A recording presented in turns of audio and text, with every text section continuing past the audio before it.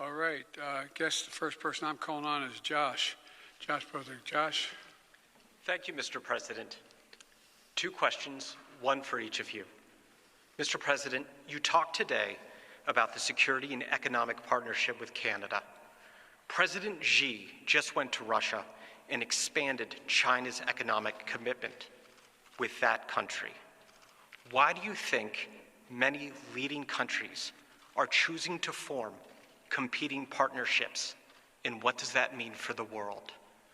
Prime Minister Trudeau. Oh, sorry. Canada recently banned TikTok on government devices.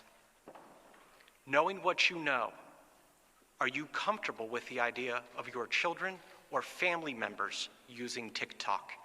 Thank you. I'll respond to the question first.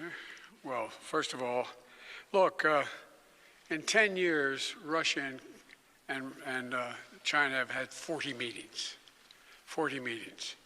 And I disagree with the basic premise of your question. We have significantly expanded our alliances. I haven't seen that happen with China and or Russia or anybody else in the world. We're in a situation in the United States where NATO is stronger. We're all together. The G7, the Quad, the ASEAN, Japan and Korea. I have, my staff pointed out to me, I have now met with 80% of the world leaders just since I've been president. We're the ones expanding the alliances.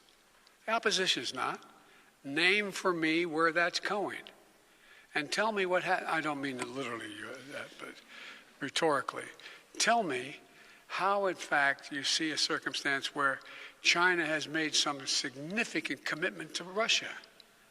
And what commitment can they make? Economically. Pardon me? Their trade has increased, sir. Yeah, their trade has increased compared to what? Look, I don't take China lightly. I don't take Russia lightly. But I think we vastly exaggerate.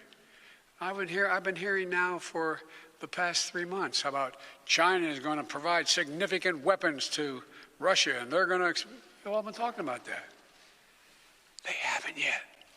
Doesn't mean they won't, but they haven't yet. And if anything's happened, the West has coalesced significantly more. How about the Quad? How about Japan and the United States and South Korea? How about what we've done in terms of AUKUS? How about so I just want to put it in perspective. I don't take it lightly what China, and Russia are doing. And it could get significantly worse. But let's put it in perspective. We are uniting coalitions. We, the United States and Canada.